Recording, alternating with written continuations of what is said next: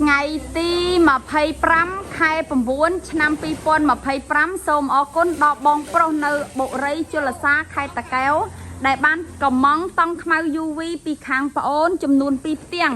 ដែលមានទទឹង5ម៉ែត្របណ្ដោយ12ម៉ែត្រយកទៅដាក់រោងអកកដង់ហើយបងឲ្យប្អូនដាក់លាវចំនួន3ទឹក1ដេកខ្សែមឿមដើម្បីដាក់រោងការកុំឲ្យខ្យល់បក់បោកទៅឆាប់ខូចចាអញ្ចឹងខាងប្អូនបានដេរួចរាល់ហើយចំនួន1ផ្ទាំងនៅមួយផ្ទាំងទៀតកំពុងតែអ៊ុតចាពេលអ៊ុតរួចយកមកដេហើយវាយកវលជូនបងតាមអ្វីដែលបងស្នើសុំចាអញ្ចឹងសម្រាប់បងដែលត្រូវការតង់ខាងប្អូនវាយកវលជូនតាមបងប្អូនទាំងអស់គ្នាចង់បានចាចង់បានកវលញឹកវើលគឺបងប្អូនប្រាប់អ្នកលក់មកចាអញ្ចឹងបងនៅខាងតាកែវគឺគាត់យកទៅដាក់រោងការគឺគាត់សុំ3ទឹក1ដោយសារកន្លងមកគាត់ធ្លាប់ទិញតង់គេ